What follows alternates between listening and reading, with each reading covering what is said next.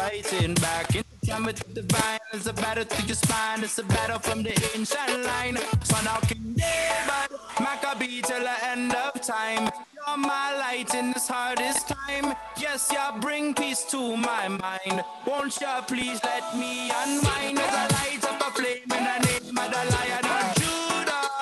Pop like a hammer when I fall like the rain. Sun shower, feel a flower when I hit like a train. Happy Hanukkah, I wanna give a gift to you. Light up the night, my love shine through. From Mount Zion, this is what we do. Bring love to you. Happy Hanukkah, I wanna give a gift to you. Light up the night, my love shine through. From Mount Zion, this is what we do. Bring love to you.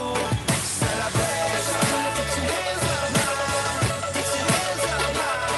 Celebration, get your hands up now. Get your hands up now. Celebration.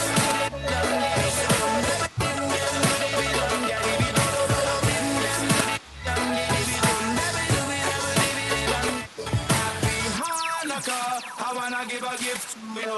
Light up the night, my love shine through. From Mount Zion, this is what we do. Bring love to you. Happy Hanukkah, I wanna give a gift to you. Light up the night, my love shine through. From Mount Zion, this is what we do. Bring love to you. Celebration, put your hands up high. Put your hands up high. Celebration, put your hands up high. Put your hands up high. Celebration.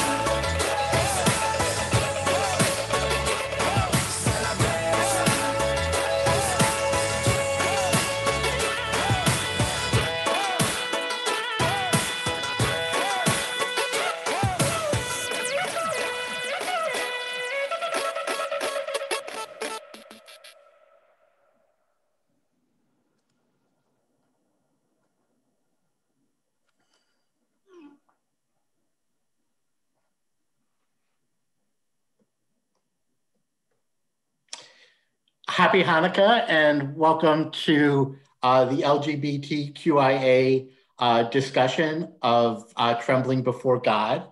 I am incredibly excited to welcome you into my home and at Hanukkah. It is really just a pleasure to have Sandi and the panelists with us this evening.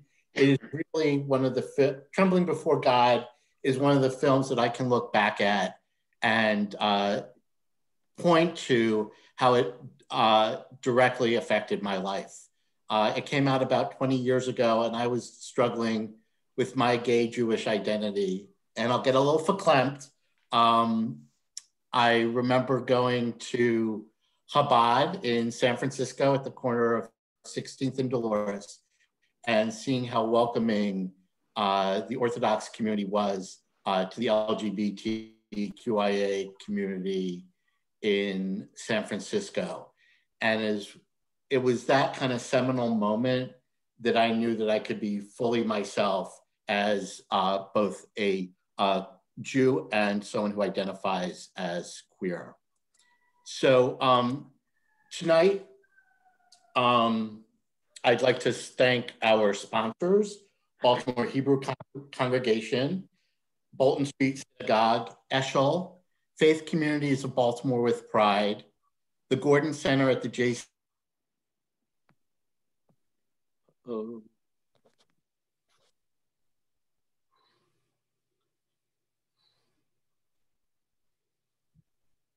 I think you froze.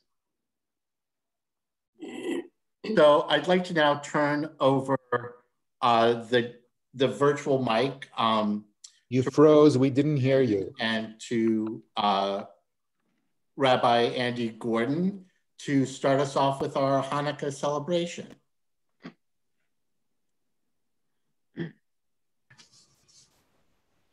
And call up Rabbi Ben Shalva. He's gonna begin with some songs. So we'll begin with him. Chanukah Sameach, everyone. Oh Chanukah, come light the menorah. Let's have a party, we'll dance the hora. Gather round the table, we'll give you you a treat. You guys know this one. Sivivon to play with and latkes to eat. And while we are playing, the candles are burning bright. One for each night that they shed a sweet light to remind us of days long ago. One for each night they shed a sweet light to remind us of days long ago.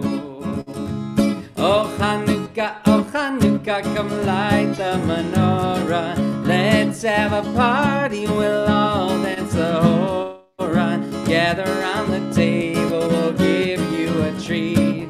Sivivon to play with and latkes to eat. And while we are playing, the candles are burning bright.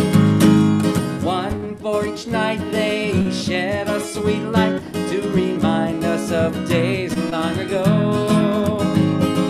One for each night they shed a sweet light to remind us of days long ago.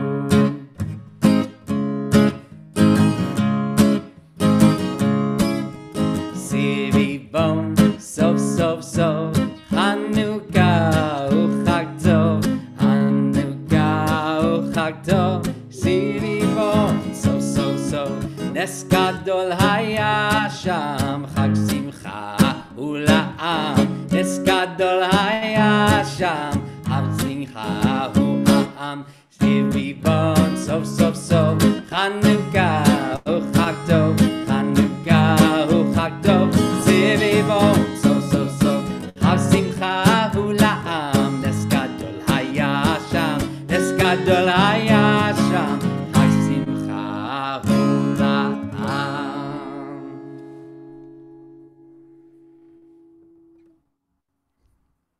Oh, Chag Sameach, everybody. Hope everybody is having a good Hanukkah. So I was thinking about the Hanukkah story.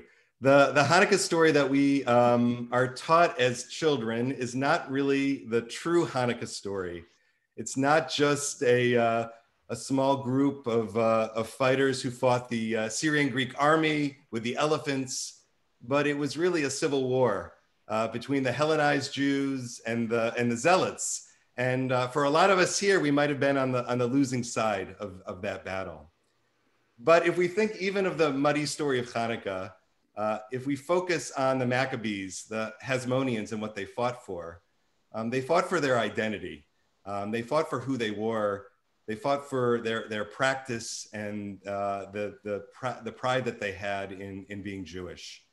And if we focus on that aspect of the Maccabees and reflect upon what it means to be gay, lesbian, bisexual, transgender, non-binary, queer, the idea of being proud in our identity today, in who we are, and who we love, and to also connect that to being Jewish.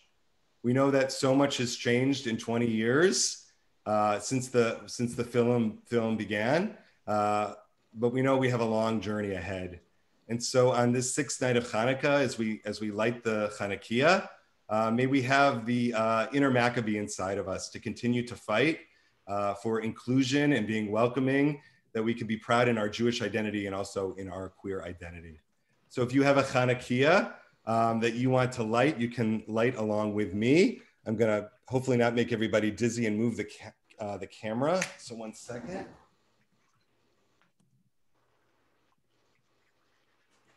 Okay.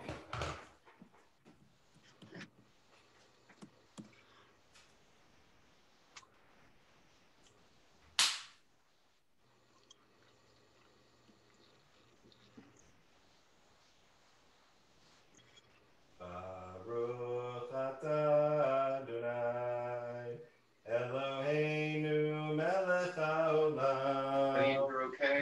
Asher kiddushanu b'mitzvotav v'tzivanu le'adlik ner shel Chanukah. Baruch atah Adonai Eloheinu melech haolam. What is this? What is this? It's a sixth night of Hanukkah. This doesn't have anything to do with me. This doesn't have it. Oh, no. So bring it back to Ben for a few more songs.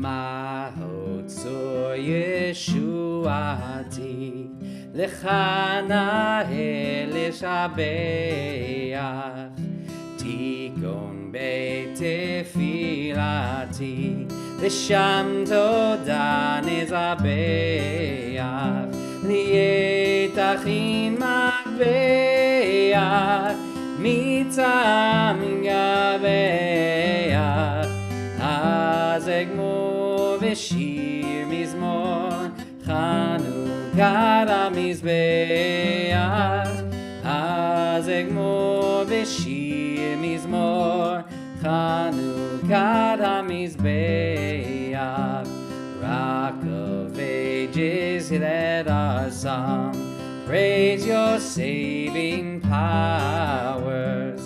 You amid the raging throng were our sheltering tower.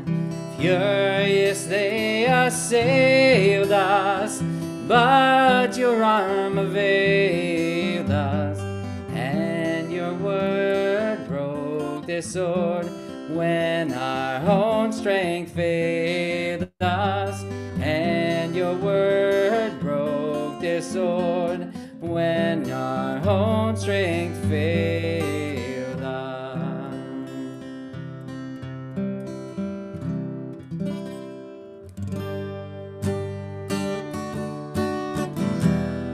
This isn't a traditional Hanukkah tune, but I thought it fit well with our holiday, this time of year, this whole year, and really the theme of our program tonight.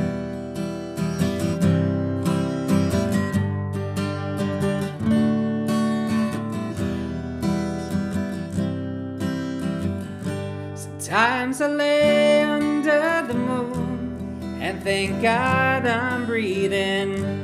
Then I pray, don't take me soon, 'cause I'm here for a reason. Sometimes in my tears I drown, but I never let it get me down.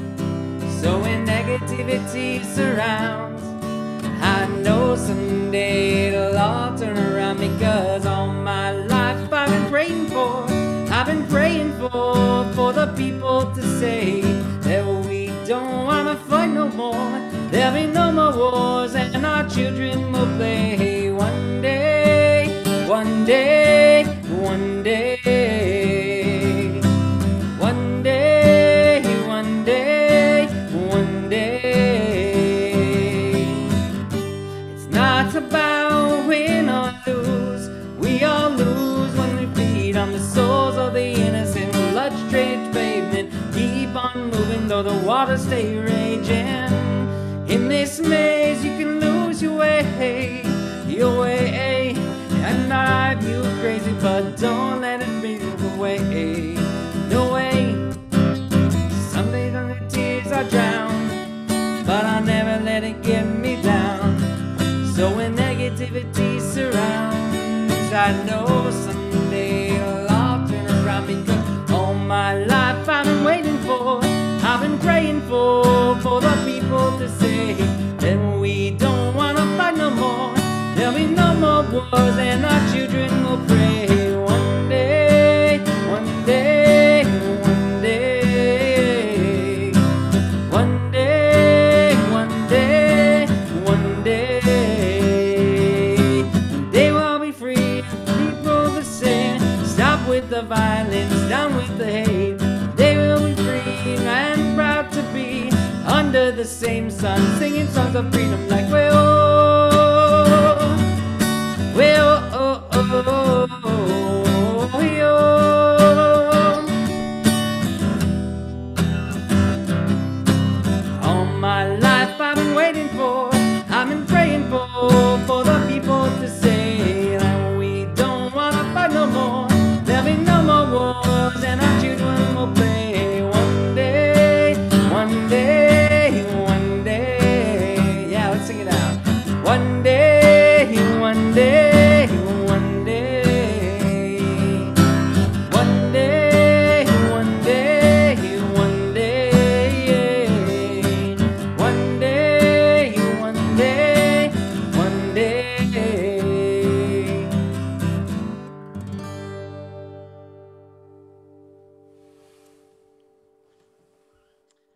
Thank you very much, rabbis, for getting us in the spirit for Hanukkah. Now's an opportunity to get to know the 70 plus people who are gathered here today for the discussion. We're going to play a digital game of Me Too, and that's where I'll ask a couple of volunteers to share a fact about themselves. Where they were born, do they speak a foreign language? Maybe you're the oldest sibling, or maybe like yourself, you want to share that you're single and looking for a nice Jewish boy. So we will ask you to share a fact about yourself, and we'll play the game of Me Too, where we'll see who else in the audience has something in common with you. So can I get a couple of volunteers to share a fact about themselves?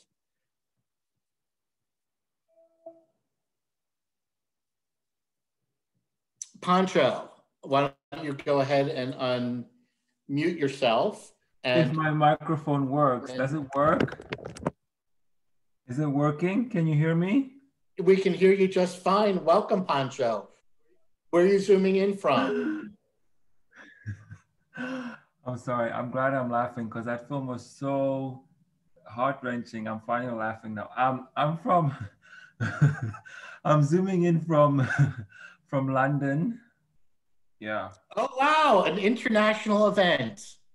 And what fact would you like to share with us, Pancho? Well, my fact, if I speak a foreign language in American terms, I speak a number, but my mother tongue is Bulgarian. Wow. Okay, so is there anyone else who speaks Bulgarian or any other foreign language that they are fluent in? Go ahead, enter it in, and type in to the chat if you speak a foreign language.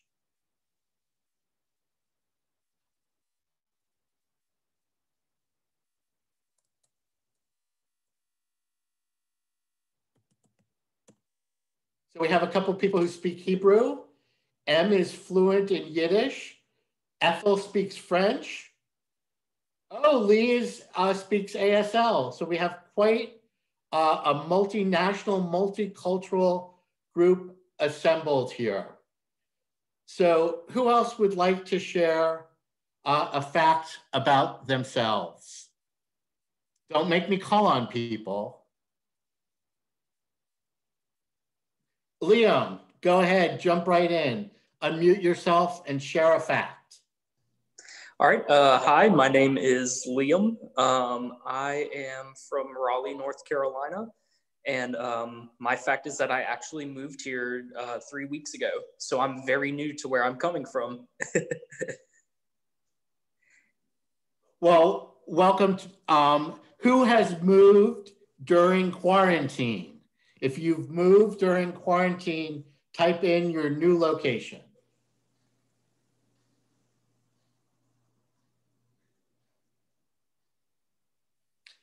I guess no one else has moved during COVID. Oh, Lori, welcome to Baltimore. It's great to have you. Thank you. Pancho. Martin did a big move, 16 miles. Good luck in your new home. Okay. Who else would like to share a fact about themselves? I can go. Go ahead. Mark, I can go. But Lori Please. also volunteered in the chat, so. Okay, so why don't you go ahead and then we'll have Lori. Which fact should I mention? There are like 20 that I can think of. Anything that you find interesting. Okay. I'm happy about the election. I haven't left my apartment in about 6 weeks. And since Mark mentioned it, I'm looking to date someone who's either Jewish or interested in being with someone Jewish. Okay, so who else is in the singles market?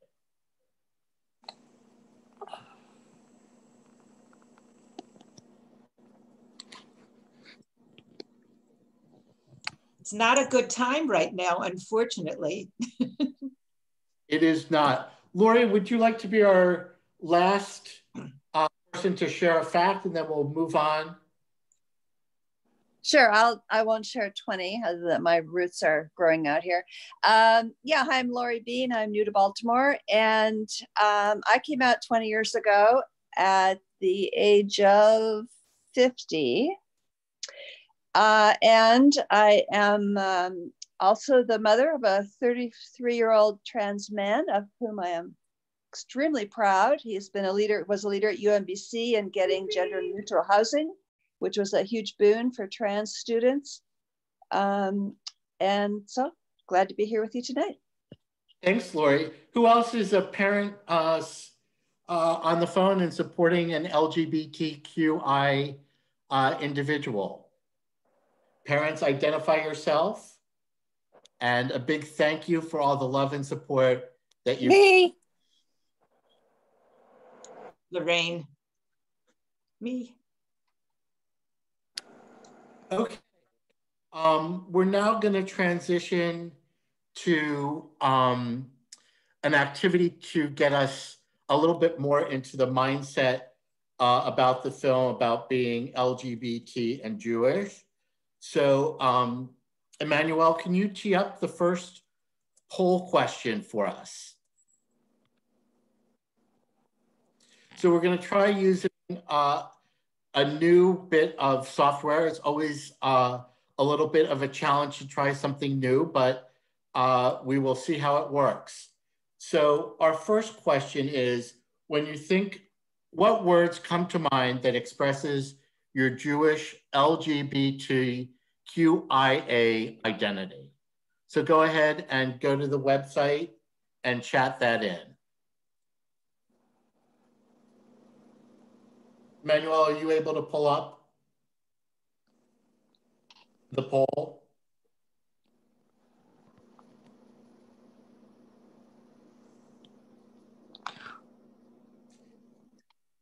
So go ahead and click on, Emmanuel, can you put the link in?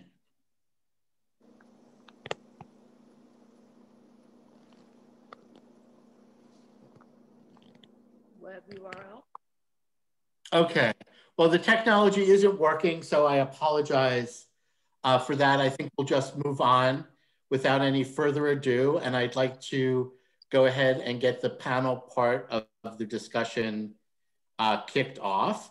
It is my great pleasure to introduce Idit Klein. Idit doesn't know this, but this is our anniversary.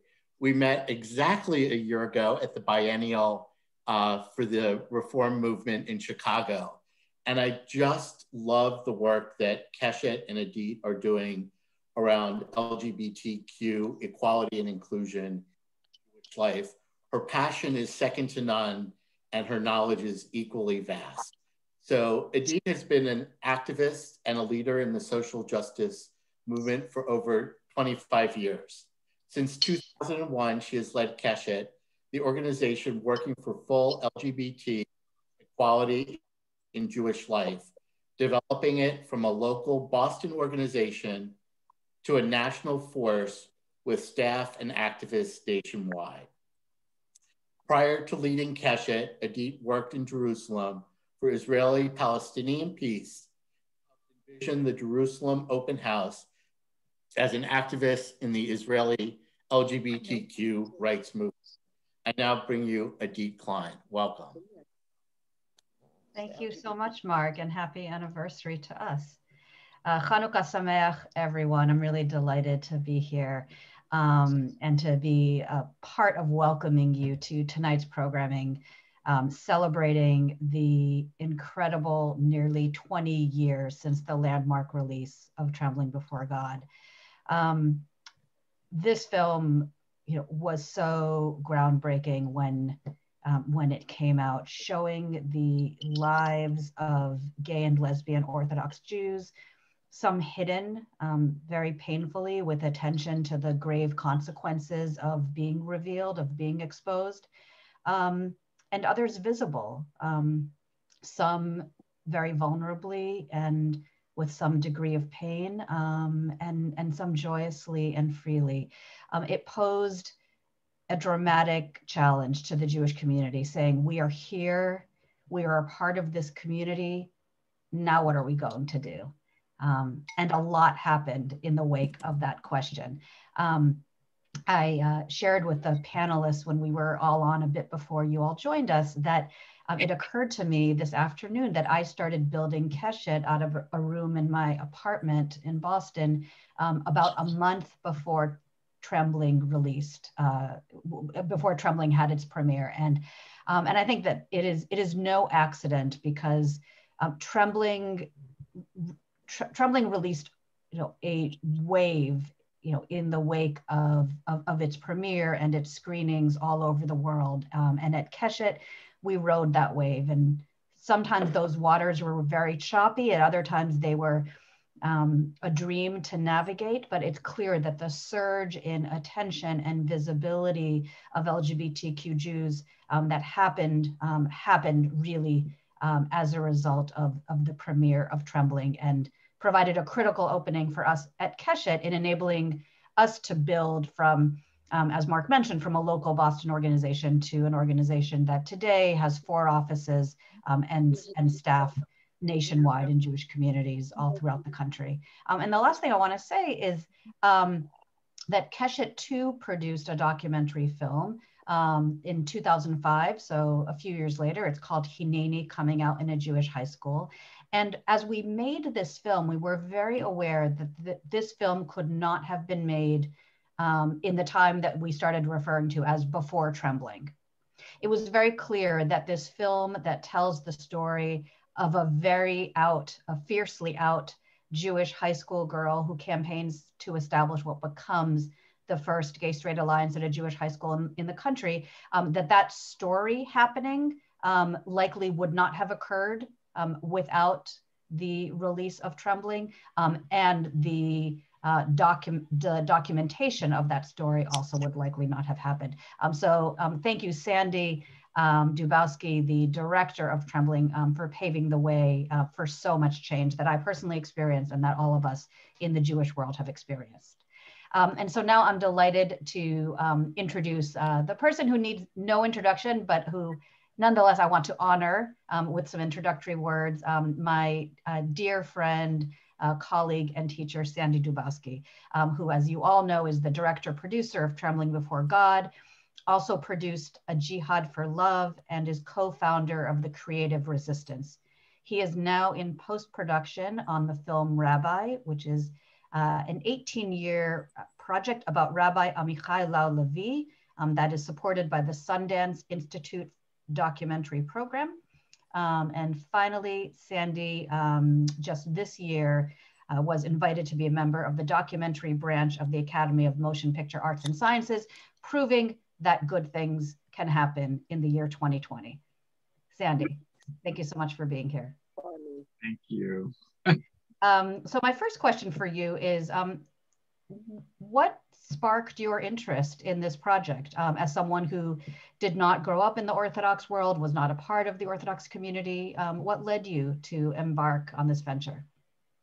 So just before I start, I just really want to say thank you, because, thanks to Mark and Emmanuel, and, really thanks to Miriam and Em, and Leia, and you, Idit, Shlomo, and Rabbi Steve, because, this film is built on all of your incredible lives and work. And, I always think that, being a documentary filmmaker is like, just being a shliach. We're just messengers.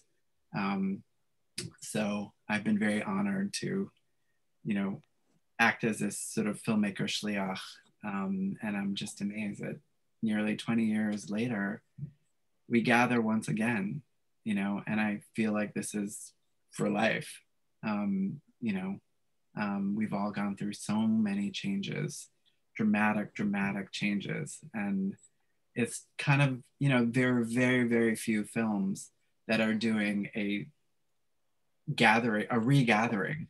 And we've done one for the 15th anniversary and I think the 5th anniversary. And I kind of feel like there's something about like watching work shape in the world, watching us all grow with our, you know, expression. So, you know, Trembling is a moment in time, but it also is a movement. And I'm just so amazed to just sit here with all of you in who we are now and who we were.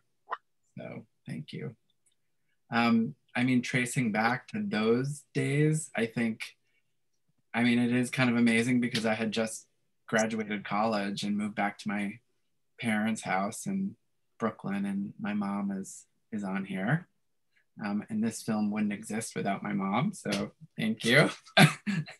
But yeah, I think, you know, I kind of moved back to my all Jewish neighborhood in Brooklyn, where I had grown up as conservative and was just, you know, I'd come out as gay in college and kind of went back, and, you know, I wasn't very engaged with my Judaism, with my Jewish identity. And all of a sudden it was like coming back, I was absolutely thrust into like who I was, who I grew up. And I was trying to, you know, I've always, you know, Rabbi Steve has always said, like, you know, what, you know, when you come out, it catalyzes all the questions. Who are you? Who are you? Who are you going to be? And I was like, who was I? It was like an archaeology of the self to try to figure out, like, well, who was I before I was out as gay and I was Jewish, and I just was more curious, like, was there homosexuality in the Orthodox world? I was very naive. So it was only, you know, my first, like, meeting M and meeting Mark and meeting people who were, you know, really struggling.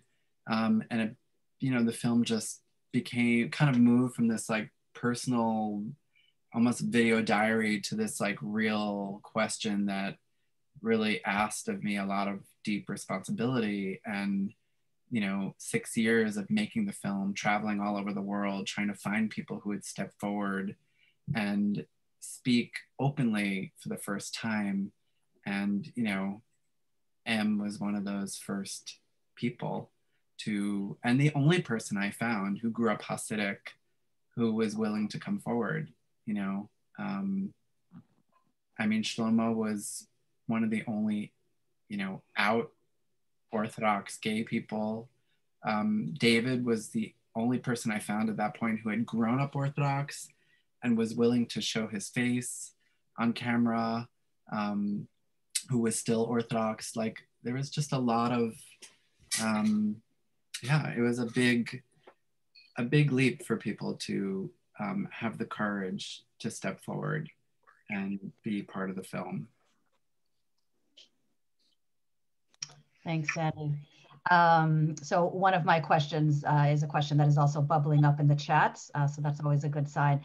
People are really interested in hearing, have you stayed in touch with people in the film? Obviously, there are people who were in the film who are part of this panel, but beyond them, and if you can share anything about what's happened to them, what's happened in their lives. Sure. And anyone who is in touch with anyone, feel free to chime in, but you know, David is unfortunately he's an anesthesiologist, he's in surgery, so he can't be part of this. He was hoping that his time shifts would work.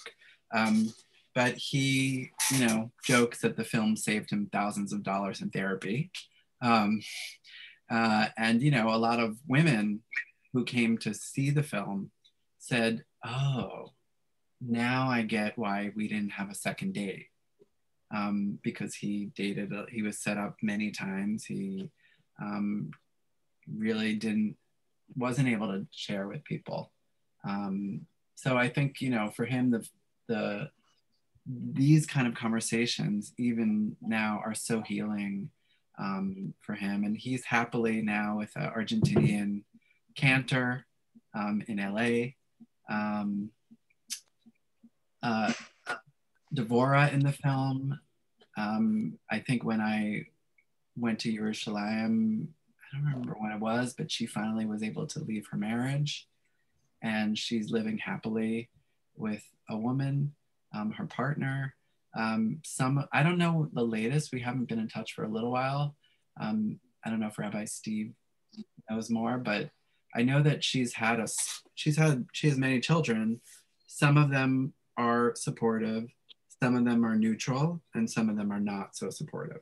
So I don't know how that's evolved, but she's still closeted in the community. She really works in and is a big support for many people in the Haredi and the ultra-Orthodox community in Israel. Mark Mordechai is now married to a woman in yeshiva with and he has children. And he's learning every day in yeshiva. And we, whenever we get to see each other when he comes to New York. I have yet to meet his kids. I haven't seen them in London, but he's one of those people, if anyone wants a place at a Shabbos table, like his table is open. He's always like the tent of Abraham and Sarah, open to all sides, and he's just an amazing heart and force. So I'm not sure if I missed anyone. I think everyone else is here. Oh, Israel. He passed away of pancreatic cancer. And I've been trying to track down Carl, who I haven't been able to find. So, yeah. For sharing that. And you will all hear in a few minutes from the people who are here with us this evening about the changes in their lives in the nearly 20 years since the film. So speaking of what's happened since the film premiered, Sandi, tell us about what stands out for you when you think of the impact that you've seen the film have, and is this the kind of impact that you hoped for when you set out to make this film, as a social justice oriented filmmaker? Well, I think, you and Miriam and Steve and Shlomo can speak so well to, all of the work that you've been doing over these years and just the incredible organizations you've built, which is, and I'm so proud also of, organizations like JQY, which literally, Idit, you were saying a month before you were in your, cooking up, Keshet, and I think a week after Trembling was in the movie theater at Film Forum in New York, like all these yeshiva kids came together who formed JQI. So I think we're looking at a multi-generational movement. Shlomo, being part of really the founding of, the organizations and even Talmud study groups that have grown. But I am particularly, for me, it's amazing to do this, IRL virtually in Baltimore, because Rabbi Steve and I were there at the Charles Theater. I was trying to remember, Mark reminded me of the name of the theater, but we were opening Trembling theatrically in, I think it was December of 2001. And we had protests in front of the cinema in Baltimore with Orthodox Jews and evangelical Christians together protesting the film, which, always led to people to say that we were doing interfaith work from, the get-go. But, that was the only, I think that was the only country city in the world where we had live physical protests. So, I think a year or two later, we wound up having the first screening in an Orthodox synagogue in Baltimore.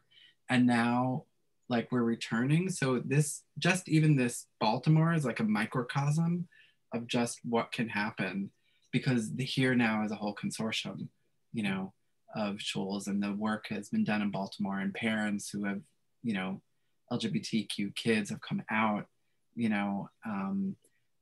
who are in Baltimore. So I'm really just amazed. I mean, we had that happening everywhere, but we also had complicated, complex reactions. We were in Miami when someone got up and she ran out of the movie theater crying because she said, I'm a Reform Jew and I can't handle this. And then in the front row, we had someone who raised his hand and said, I'm Catholic and I'm gay and I'm looking at this movie and I want to know how can I convert to Judaism. Like, so we've had we've taken the film all over the world, to Ukraine, to Budapest, to South Africa, to Sao Paulo, and Buenos Aires and Mexico City, and like everywhere, and just there's been just enormous reactions, often in places where this conversation was really below the surface. It's so powerful to kind of envision what was happening in this city 20 years ago, and to think, I mean, like in our lived experience, 20 years feels like a long time, but in historical time, in terms of social change time, it's microscopic. And so it's extraordinary to think of the kind of change that we've seen during this time. Yeah. So in this time, I'm sorry. Yeah. Going back to, yeah. Exactly. So Sandi, the last question I have for you about this film, I have more questions for you about other matters, is have you ever thought about doing Trembling the sequel? And if you have, what are your thoughts about what that narrative would be? So there is actually, I did make a sequel called Trembling on the Road. Right. 40-minute featurette, which this is actually Trembling, I had to save it. Actually, my distribution company, like the film industry has been in upheaval. My distribution company went under and lost Trembling. So I actually had to go on a worldwide search and retrieve the master of the film, the master copy of the video, which after searching the West Coast in Australia, I actually wound up saving the film. A number of filmmakers have lost their films. And we're really proud that both Sundance and the UCLA Film Archive and the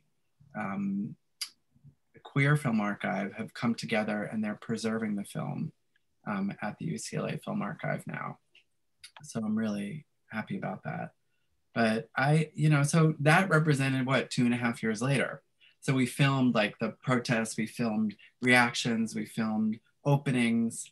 And I just think the world is really, open way further. I think the whole question, I mean, we really faced a question in the film, like would we represent transgender stories in Trembling Before God? And I think that we didn't really feel like we had the space to do that. I think there's so much work that can be done around gender and transgender identity and Judaism.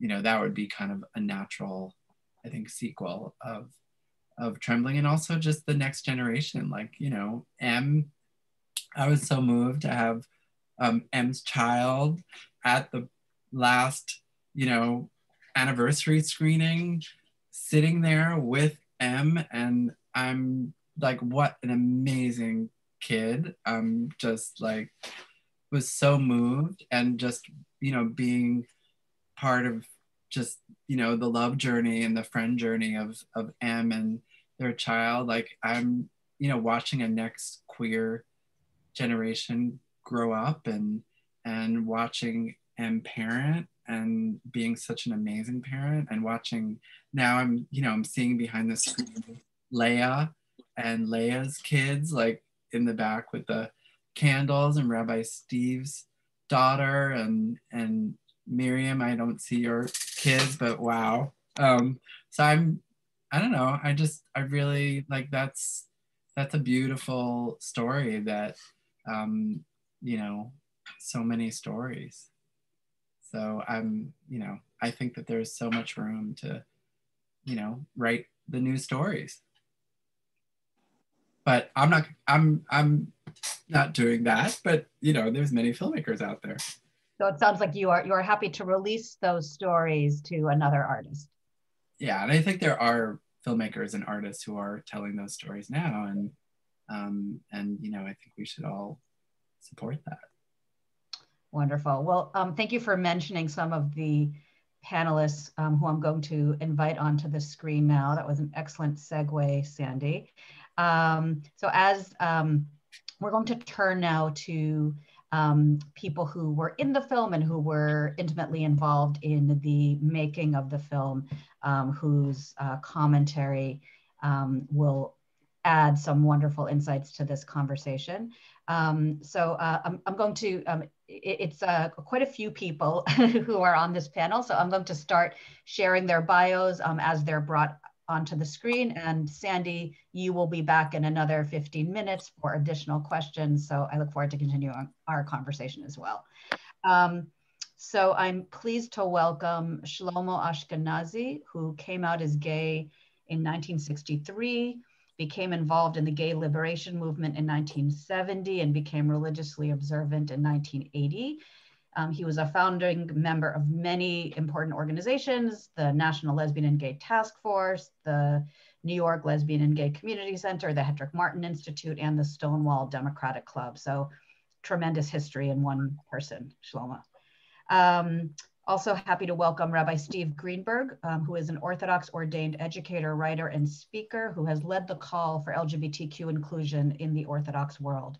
He is the author of the award-winning book, Wrestling with God and Men, Homosexuality in the Jewish Tradition, another groundbreaking piece. He's a founder of the Jerusalem Open House, a founding director of ASHEL, together with Miriam Kabakoff, and he is currently a faculty member of the Hartman Institute of North America. Welcome, Steve.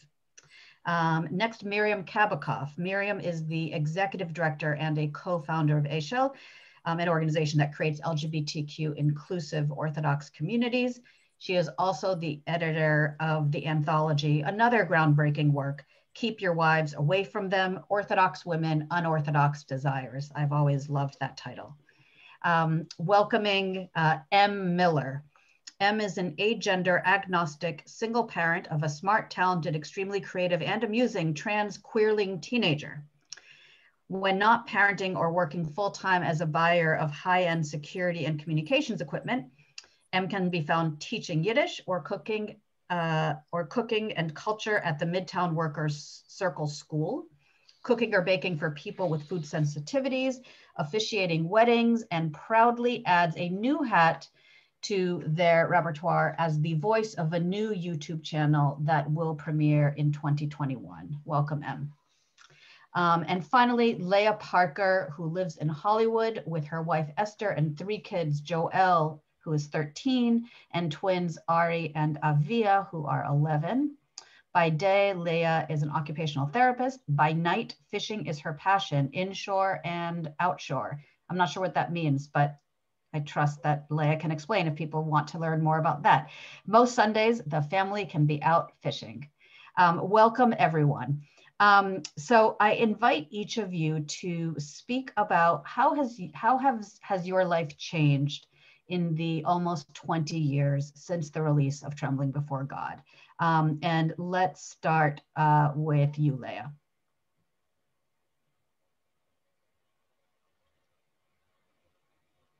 Oh, okay. Hi there. Can everybody hear me? Yeah. Okay. Pete, it's nice to meet you. Nice to see everybody. It's a beautiful, nice crowd. Happy Hanukkah. As Idit mentioned, I live in Hollywood, Florida. I have a beautiful wife. I have 3 beautiful children. And I must say that the film has a lot to do with what you see here, because as you mentioned, 20 years ago, I was a lost soul. And, Sandi may have found me, but, I found the film. The film has such an effect on me, as it has to so many. It has completely molded me to who I am and how comfortable I feel, and the level of being observant. I don't like to say orthodox because I feel it's very labeled, And my children know we are observant and Shabbat and kosher and tradition, and we do it out of love because of the film, because the film has, you know, made me comfortable to be who I am and to love Judaism, and not to just be Orthodox because my mother told me to do so. Another beautiful thing the film has done for me, and again, I thank Sandi from the bottom of my heart, is that, you know, I came out to my mom right before the film was going to be on the front pages of an edition of the Miami Herald. And it was the hardest thing I ever did in my life because, you know, nothing else mattered but coming out to your parents. You know, you don't want to be rejected by them. And, you know, it wasn't easy. She embraced me with some hesitation. Of course, when she saw the children, that's it. It's all that melts away and nothing else matters. But what the film has really done for me, and from 20 years ago until now, is that it allowed me to be outspoken and advocate for people like me. I was able to live in an Orthodox community and still be with Esther, my wife, be in my mother's, you know, living right near my mother's community where she was going to Young Israel. And, you know, I was able to be among my mother's friends, and my mother was able to introduce me and say, yeah, this is my daughter. You know, she would never say her wife, but she introduced the kids. And I felt good in my skin. I felt good being near my mom, near her community, and her friends were okay with it too. Whereas I think that if I wasn't a part of this film, or if I, you know, if I wasn't in that time, you know, with the film and going to all the Q&As, and I think I would have not been observant. I really do, because I was afraid. I was afraid. And I'm not afraid. And I'm not afraid because of the film, and because of people I met, and, you know, because of how it affected me. So if anything, I'm very proud of being an observant, Orthodox, lesbian, wife and mom. And that's just one little piece of who I am. I have many labels, but I do advocate wherever I go about who I am and about the film, and just very proud of where I've ended up here. So I want to thank.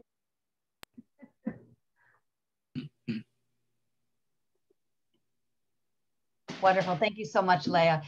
So let's move to Shlomo, and then Shlomo can pass off to M, who can pass off to Steve. Miriam is having internet problems, so hopefully she'll be able to return before we move on. Shlomo.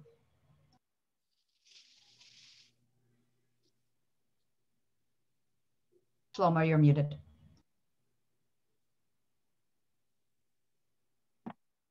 Okay, I'm unmuted now. Okay, first I want to say that when Sandi first approached me, quite a few years, several years before the film was completed, when Sandi first approached me and told me he wanted to make this movie and wanted me to be part of it, I thought it was a terrible idea. I tried to talk him out of it. I was really afraid that it was too soon, that the backlash would make matters worse. 2 years later, Sandi came to me again, and he showed me some of the footage that he had already shot, including some interviews with rabbis. And I said, I want in. I want in. I want to be part of this.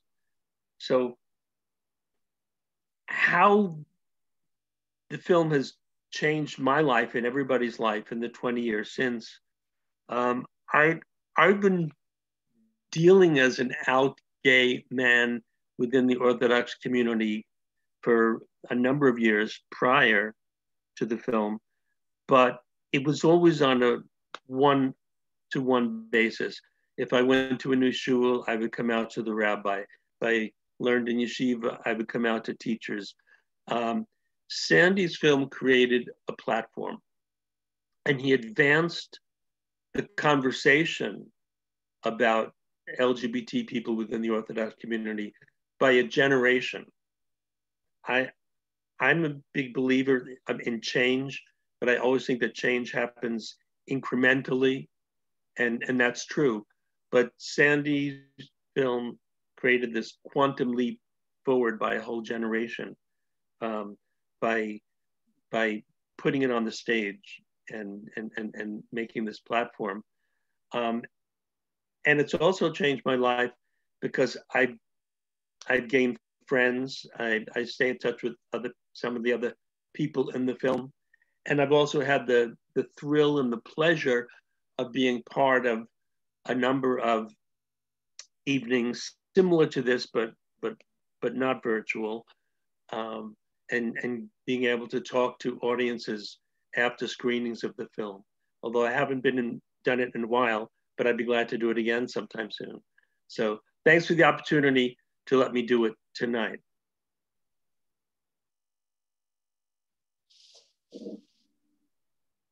Thank you so much, Shlomo. Em?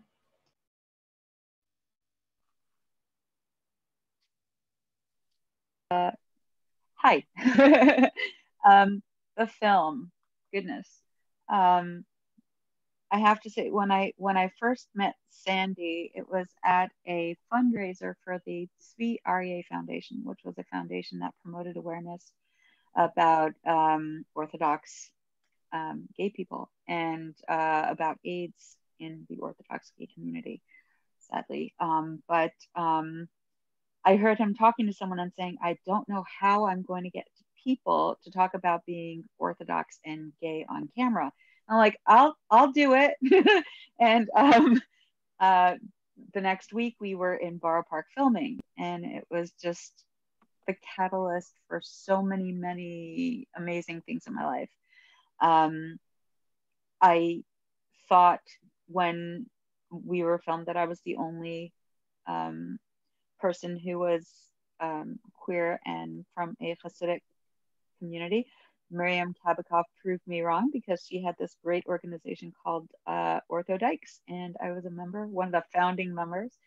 And we used to get together, and a bunch of Orthodox and formerly Orthodox, at the time I identified as lesbian, and we used to talk about our lives and try to become more comfortable with who we are. And it was a great support group and a great network building event. So grateful for that.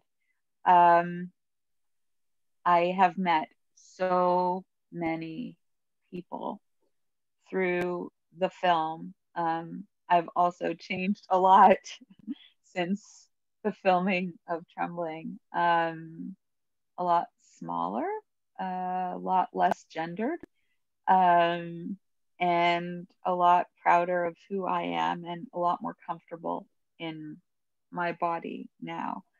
And that's also, I attribute that greatly to my child, who is an amazing force in my life. I never gave myself the opportunity to be myself until I saw my child and I was supporting my child to be themselves. And that gave me the courage to just be out about who I am and how I felt about my own gender experience my entire life. So I'm so grateful to Sandy for everything, everything that's come about in my life since Trembling. I've grown as a person unbelievably. I am so not the person that was on camera back then. I have a lot more joy in my life, a lot more pride in who I am, a lot more resilience, and a lot more faith in myself and in others.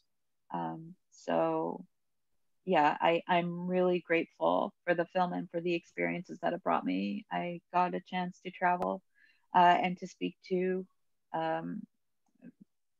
audiences post screening, and it has just really made a profound impact on my life. So I'm really grateful. And if he's ready to do a new film on gender, I am so there. But thank you, and happy Chanukah, everyone. Thanks so much. So let's go on to Steve and then Miriam.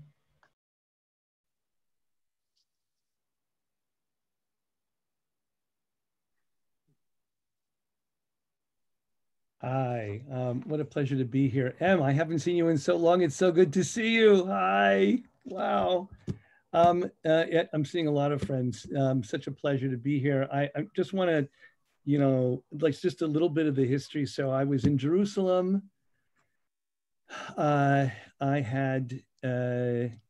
was in a lot of pain at Cloud teaching, and I needed some time off, and I got a fellowship. I was there. I decided that I was going to kind of eke like a little bit out of the closet. A friend of mine introduced me to this guy, Amichai Levi, and we hit it off as friends. And we decided to start a gay men's study group in Jerusalem called Moch Gavra. Anyway, it was, you know, like this group of odd people from all over Yerushalayim, meaning from all over the community, but underground, because I was not out and many of the people in the group were not out. And Sandi found out about us, and I get a knock on the door. Hello, I'm Sandi DuBowski, and I'm making a film about Orthodox gay Jews. Very much like Shlomo, I said, yeah, I'm so not interested. Thank you very much. And he said, well, just watch a few clips.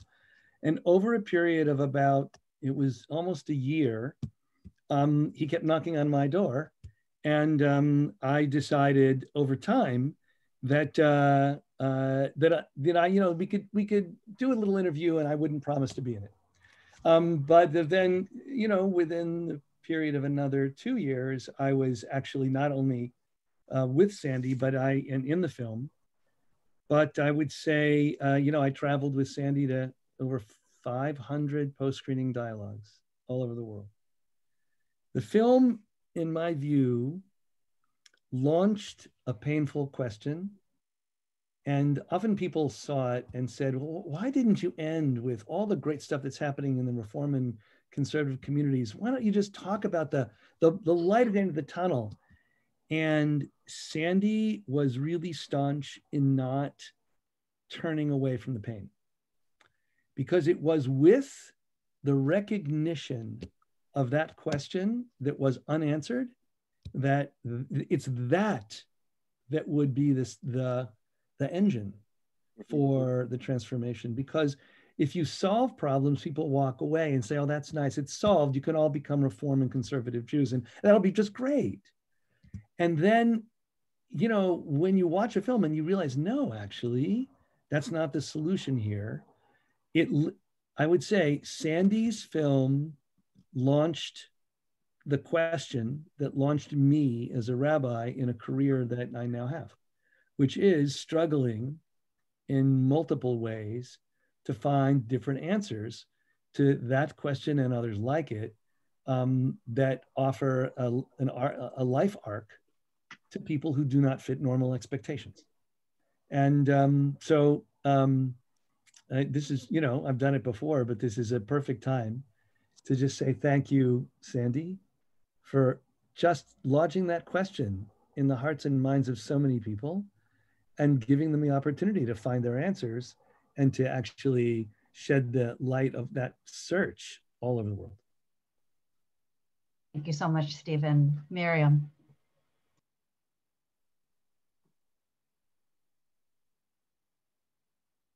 Thank you so much. It's such an honor to be here with everybody and with you, Sandi. So sweet to see your mom. I cannot believe it's been 20 years. When did that happen? Literally, when did that happen?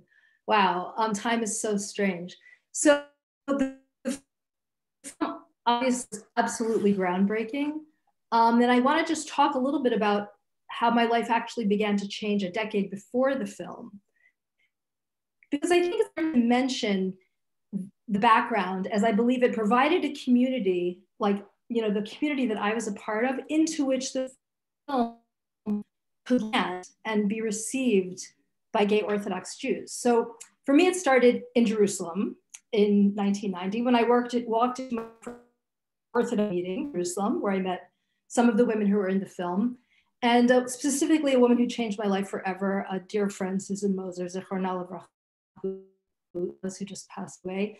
And she opened up my world to this weave of women who showed me like this incredible community of Orthodox LGBTQ Jews to connect with. And then I moved back to New York to get my master's in social work. And it was an incredibly exciting time to be a queer Orthodox Jew in New York. So many things going on at that time. It was like, you know, it was the zeitgeist. There were like many activist groups starting to form, gays and lesbians. There was Glitza, the Yeshiva Day School Alumni Association. There was the Tzvi Aryeh AIDS Foundation that Em mentioned. An almost group for closeted Orthodox men who he had been running maybe for 10 or 20 years. And CBST was established, the gay synagogue, Orthodox people. And it was just a really wonderful time. And that's where I started the Orthodox of New York, which is where I met Em and other wonderful folks. And what it did for me was that it confirmed that even after we found each other and, you know, found this wonderful community, so much work had yet done. And the film became like a reference point for people, and it still is. So when I just try to describe the dilemma of the work of for people, Eshel, people say, oh, wait a minute, is that like that film I saw 20 years ago? And I'm like, bingo, exactly. I don't need to like go through the whole, you know, drama. I just sort of refer to Trembling.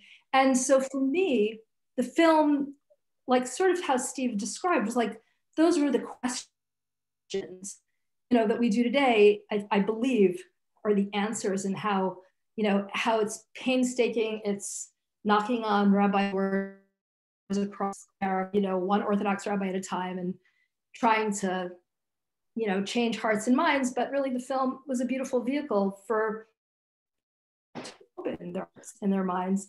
And now I think the challenge is getting their actions to change, and the way that, you know, the Orthodox community welcomes LGBT Jews. Thanks so much, Miriam. So not shockingly, we're running a little bit behind schedule. There's just so much richness for everyone to communicate. So I'm going to challenge all of us. I have one question that I want all of us to answer. And I would like you to, it's a two-part question, and I'd like you to answer it in one sentence per part. So 2 sentences only. And please no, I forget who the French writer is who has like page-long sentences. Don't do sentences like that. So, so the question is, what do you see as the biggest triumph for us as LGBTQ Jews in the last 20 years? That's part 1. And part 2 is, what do you see as the biggest challenge for us as LGBTQ Jews as we look ahead to the next 20 years? So again, really 1 sentence each on biggest triumph, biggest challenge. Raise a hand when you're ready to go. Thank you, Em. I would say that the biggest triumph was actually Sandi opening that book and starting the conversation, and because it's evolved so much. But the biggest challenge for me is getting the Hasidic community to start opening up their minds, because they're usually the last. Yeah, they're usually the last. Thank you. Can we go to you now, Shlomo?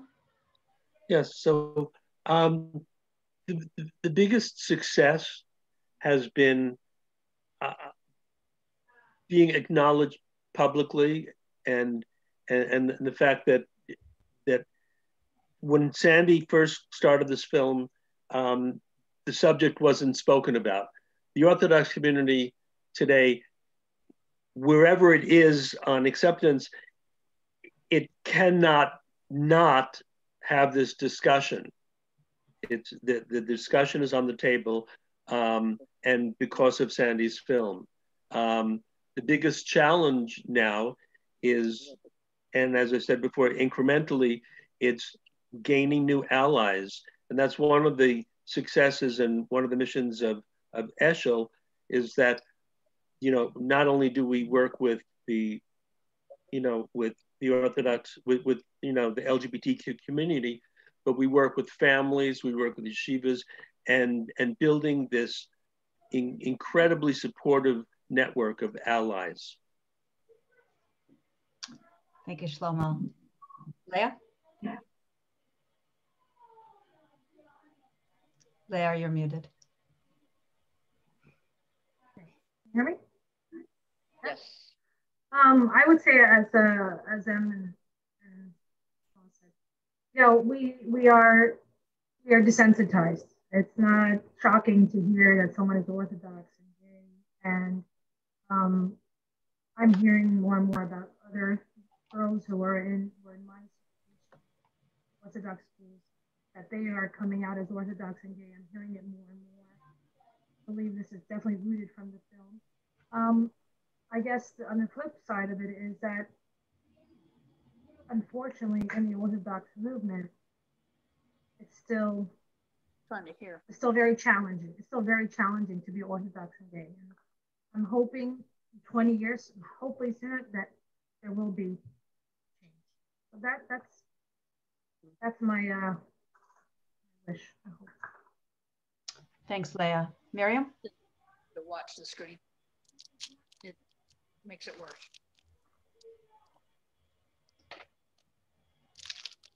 Miriam? Okay, Steve? Oh.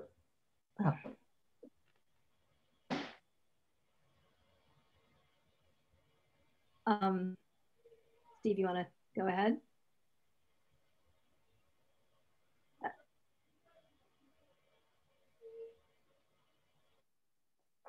I can also take a stab while Steve is getting unmuted. Can you hear me? Mm-hmm. Yep, go ahead.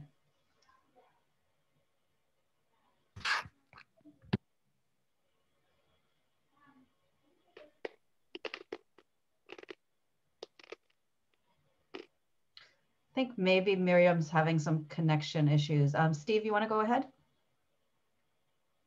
Steve, you're muted. Yes, I was trying to unmute myself and it wouldn't go, but now it's going. The two triumphs are the storytelling begun by the film, but actually the truth is that the storytelling in movies and in serials and in books and in the culture is hearing our stories, and it's broad and it's deep and it's, you know, and it's kind of everywhere, and that storytelling is really incredibly powerful. And the second is that the arc of a life has to include marriage, and same-sex marriage, that transformation in American society is a triumph that is actually affecting everything, because it means that you're born into a society where you can expect a life that includes love, and everyone has to actually just acknowledge it. And even though that's slow in the Orthodox world, I think that it's profound triumph. The challenge is how we get a binary tradition that is, you know, dependent on, we just did, Hamavdil ben Kodesh l'chol, ben Or l'choshech, ben Yisrael Emim. Like the distinctions between things are not unimportant to Jews, between light and dark, between Jew and Gentile.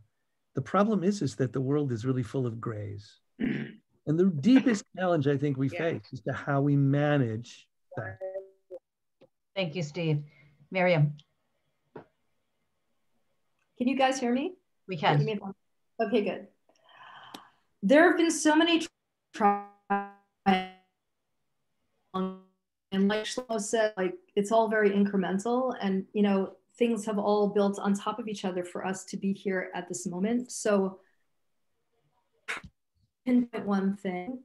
I have absolutely no judgment about people leaving Orthodoxy. I think in many cases it's really the healthiest choice, but actually can a triumph when somebody stays, not the fact that somebody is staying, but when somebody stays within the fold and they are out, and is a triumphant moment in the sense that everybody around them has to then deal and to actually face their neighbor and, you know, confront a queer person in their midst who's just as, you know, part of the community as they are. So I think that, you know, part of what we do is that we try in our retreats, we try to create a utopian vision of what we think Orthodox communities should look like.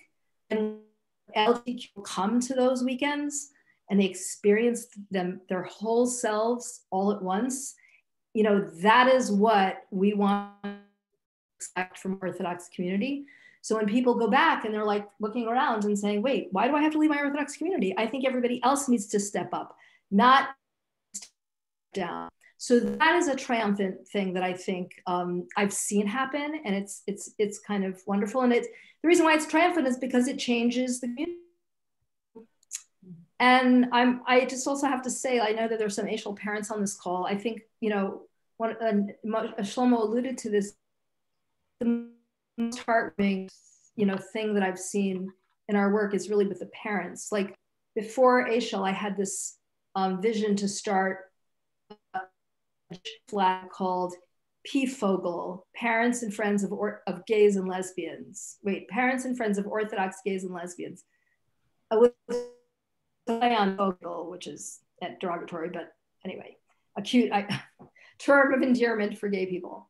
And now we actually have that. The ASHL is incredible. And they are also like, you know, they're the utopian dream for an Orthodox person. So love their LGBTQ family members and wants to see change so that they can be whole. Thanks so much, Miriam, and to all of you. I'll add before we move back to Sandi that, you know, even though I'm not an Orthodox Jew and wasn't primarily working in an Orthodox Jewish world, when I started to build Keshet, the most common response that I got in those years was, how is this work relevant to the Jewish community? And that is a question I never hear anymore. And so I see kind of a fundamental, you know, just seismic shift in terms of people's attention. And I want to mention that this evening is in part made possible by a fund that was created in memory of Nili Snyder, Zichronah Livracha, who was an extraordinary straight cis ally to the LGBTQ community. And just the fact of her leadership is the kind of leadership, she is someone who was not the parent of LGBTQ kids and was not LGBTQ herself, you know, but she felt like as a Jew, you know, I have a moral imperative to take on leadership here. And the fact that that is not an uncommon thing anymore to see. And so I really want to honor Nili's memory by mentioning her tonight and by speaking of the way in which she herself was really groundbreaking in so many ways. So I want to move us to Sandi to ask you if you can speak briefly about your newest very exciting venture, the film Rabbi, and then we will turn to questions from the audience. So if you can tell us a bit about this film, kind of what inspired you, and what are you hoping it will convey to viewers?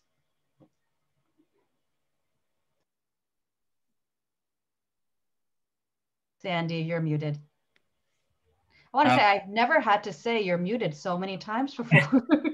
I don't know, I hope that's not metaphoric. So. I also just want to recognize two other people on this Zoom, which is Joshua and Liz, who have, you know, really been a part of the Trembling journey and very beloved. So I'm really thrilled that you're both here. So I was looking for people to be in the movie, and like I went to Steve in Jerusalem, I went to Amichai, and I said, would you be in this film in Trembling Before God? And he said no, because partly he was a diva and he wanted his own movie, but he also felt like so much of Trembling was about really the struggle to belong in an Orthodox frame. And, you know, he was, you know, Miriam says, you know, gifts come from all places. He was someone who left the Orthodox world and was really trying to navigate you know, what would be his identity around sexuality, around Judaism. And so I've begun filming. You know, you wait long enough, you get your own movie. I started filming with him 18 years ago. And he went through having this, he's from 39 generations of rabbis. His cousin's the current chief rabbi of Israel. His father is a survivor of Auschwitz and Buchenwald. He created a Hasidic rabbi's wife drag character named Rebbetzin Hadassah. He actually decided to become a rabbi and stepped into the conservative seminary, JTS, which had opened their doors to openly lesbian gay rabbis, and founded Lab Shul, which is a part laboratory, part synagogue, which is described everybody friendly, God optional, artist driven pop-up terminal congregation. And you know, I've been really following what it means to go on this journey. Trembling was like such a beautiful bouquet, like we were all sort of flowers and a chorus of voices. And here I chose to tell the story about one person and really go deep inside through a very twist and turn journey over many, many years about how do we find our path, our leadership, our voice, you know, as a queer rabbi. So yeah, I'm in actually the editing room. You're looking at one of the editing rooms, which is right here at the kitchen table. Yeah, I mean, I've shot like, you know, 1,100 hours. And interestingly, that relates to Trembling, is that his brother, Benny Lau, who's an Orthodox rabbi in Jerusalem, agreed to be in the film. And Benny's gone on his own journey around how he affirms, embraces Amichai, not just as gay, but as non-Orthodox. And as, you know, and Benny came to Amichai's smicha, his ordination at JTS, which was a big step for an Orthodox rabbi to show up, and has been outspoken, you know, around pushing back on the homophobia within the rabbinate. And also around just the kind of challenges of who we're going to be as Jews, you know, as we live in a very polarized world. And the political situation and the questions of interfaith marriage and the questions of who is a Jew and the questions of Israel are like broiling. So I think that this film is also engaging a lot of that, as well as what does it mean to have this dialogue between a straight Orthodox rabbi brother and a queer progressive rabbi brother. So I'll put a little link into the chat and my email if anyone wants to learn more. So thank you. Wonderful, thank you, Sandi.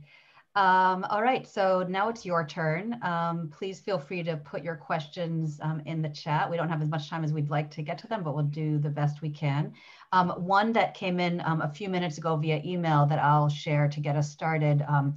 This came from someone who facilitated the panel with you, Sandi, Rabbi Adler and Rabbi Greenberg here in Baltimore many years ago. And the question is, how have you seen things change specifically within the Orthodox world? And I think this is a question for anyone who wishes to respond to it. So you can just unmute yourself. Let me jump in real quickly and just say that this is the Shell commercial. We've interviewed 193 Orthodox rabbis, and they've been willing to have this long conversation about welcome. And we've discovered that empathy goes quite deep. It's really remarkable. Now, clearly this is not everywhere, but I think that this actually is one of the things that's happened over the past decade. If it might even be more intense now over the past 5 years, is that it's really hard to find an Orthodox rabbi that hasn't heard many stories and his heart isn't, or, you know, in this case, also Rabbaniyot, their hearts aren't moved. And so I think that's the single most important transformation. I would say that the other thing is that there are younger rabbis who are already moving beyond I would say, this emotional acceptance of queerness without really diving into the difficult halachic challenges or even the pragmatic challenges very deeply. And young rabbis are already, beginning to do things like weddings, commitment ceremonies, and really, kind of shouldering burdens. In Eshel, we had recently 20 Orthodox rabbis totally willing to become dialogue partners with 20 queer people. So it seems like the world is changing in part through stories and in part through the following, which is the recognition that, that this is a feature of the human condition. And that once that they recognize that, they begin to actually really move in dramatic ways. They have begun. Can I give a short story to give an example of how change happened in one small corner of the Orthodox community? In 1985, I was kicked out of a shul for being gay. Eventually, with some support, I came back, but with the stipulation that I could not have an aliyah. That went on for 14 years. But that shul, for the past several years, has LGBT themed Shabbatones. It has made the complete change of acceptance. So just in that one little microcosm, we can see what's possible.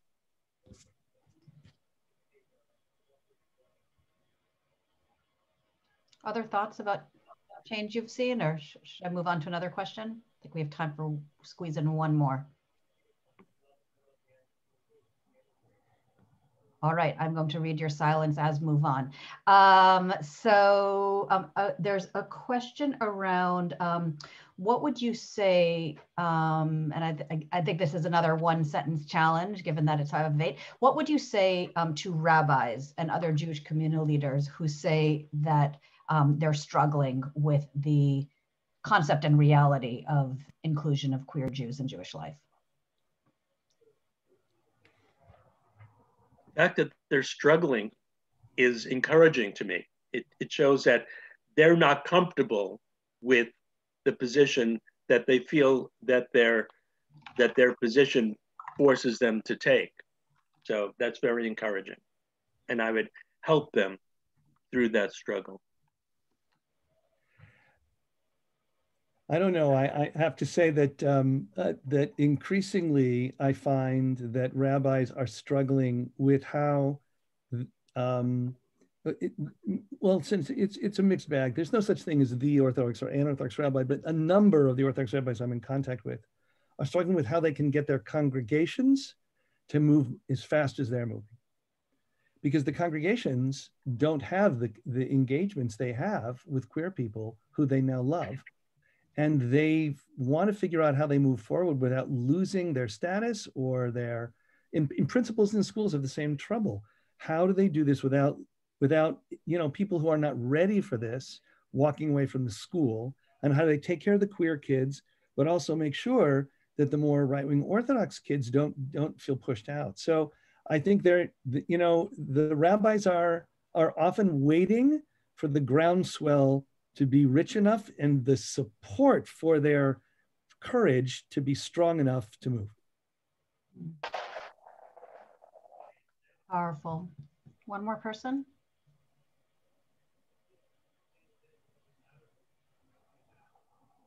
Okay, Miriam Kabakov says, my internet is shoddy, but she has something to say. Thank you for putting it in the chat, Miriam. Here's what I say to rabbis. Treat this person like they are your child. When you want to encourage a gay person to enter a heterosexual marriage, ask them if they would want their straight child to marry that person. I think those are excellent, loving and challenging words with which to close out this portion of our evening. I want to thank each of our panelists. I want to thank Sandi I want to thank each of you for your courage and your vision 20 years ago, and the courage and vision that you have shown every step of the way. It is very resonant that we are doing this on the 6th night of Chanukah, during a holiday that really is about the miracle of faith and the miracle of hope, and trust in taking the impossible and somehow making it possible. And that is the story of Trembling, and that is the story of each of your lives. So Yashar Koach to everyone. Thank you for being here. And I'm going to turn this back to Mark to close us out. Yashar Koach, Adit, and everyone else, Kol HaKavod. What a marvelous, so deeply touching conversation. You all have touched my lives yet another time. So I just want to say thank you very much. Give you all a virtual shake and round of applause. And we'll be sharing some information about how you can kind of support the various organizations, Sandy's Film, Eshel Online, Keshet, as well as information about an upcoming queer festival that's happening at the JCC here in Baltimore. But I would be remiss without giving a final thank you to our sponsors, Baltimore Hebrew Congregation, Bolton Street Synagogue, Eshel, Faith Communities of Baltimore with Pride, the Gordon Center at the JCC, J Pride of Baltimore, Har Sinai Oheb Shalom Congregation, Keshet, and Repair the World. Again, we thank J Pride for the funding of this event, which was made possible by the Nellie Tal Snyder J Pride Seed Grant. And finally, I'd like to thank you, the people who joined us this evening. I know there are a lot of Hanukkah events that competed for your time and attention. A lot of you were zoomed out from the work that you do during the day. So thank you for spending this hour and a half with us. We'll leave the room open for a couple of minutes if you wanna schmooze amongst yourselves. So thanks again and happy Hanukkah. Thank you so much.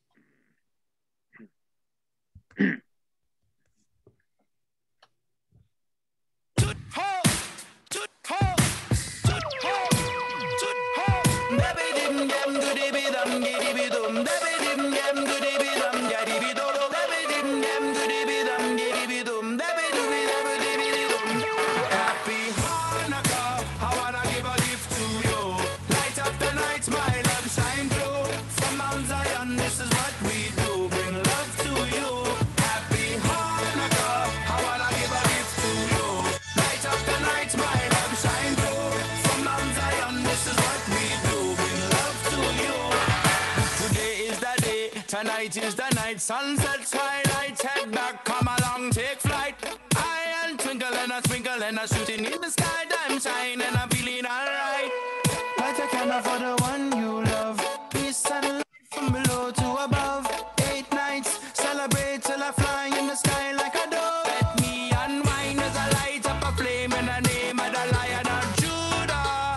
Drop like a hammer when I fall like the rain, sun shower, feel a blabber when I hit like a train.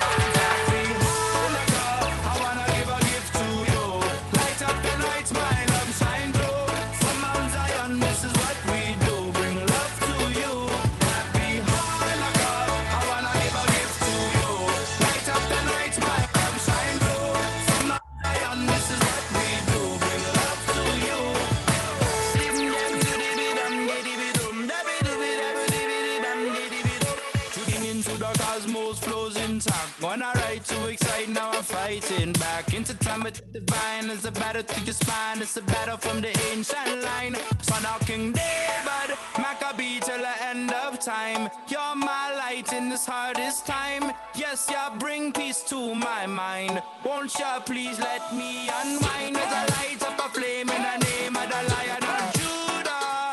Drop like a hammer when I fall like the rain, sun shower, feel a power when I hit like a train. Happy Hanukkah, I wanna give a gift to you. Light up the night, my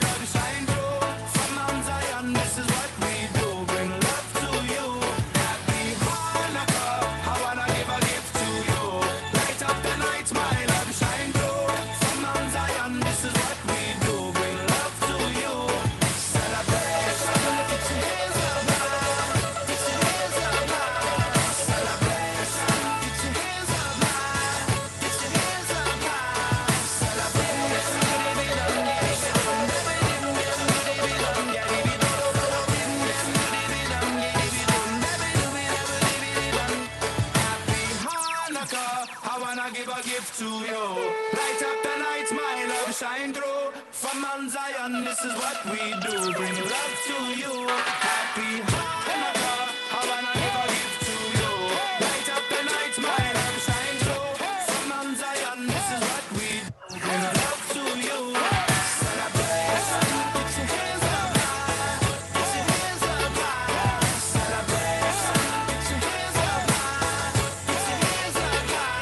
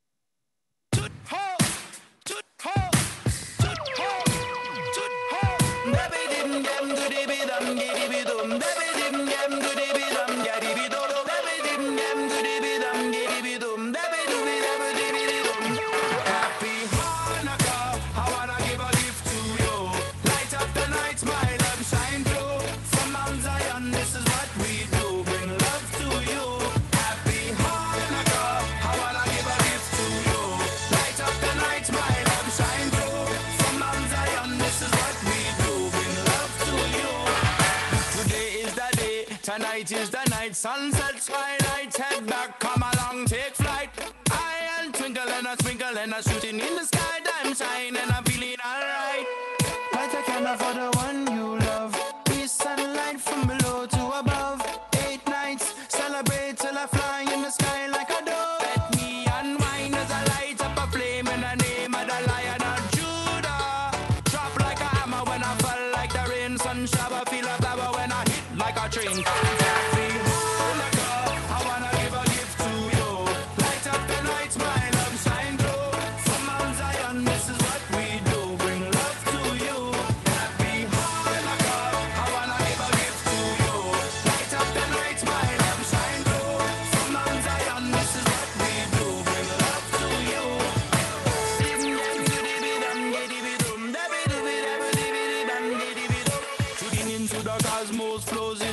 When I ride too excited, now I'm fighting back into time with the divine. It's a battle through your spine. It's a battle from the ancient line. So now King David, Maccabee till the end of time. You're my light in this hardest time. Yes, you bring peace to my mind. Won't you please let me unwind as I light up a flame in the name of the Lion of Judah. Drop like a hammer when I fall like the rain. Sun shower, feel a flower when I hit like a train. Happy Hanukkah, I wanna give a gift to you. Light up the night, my love shine through. From Mount Zion, this is what we do. Bring love to you. Happy Hanukkah, I wanna give a gift to you. Light up the night, my love shine through. From Mount Zion, this is what we do. Bring love to you. Celebration, get your hands up high. Get your hands up high. Celebration, get your hands up high. Get your hands up high. Celebration,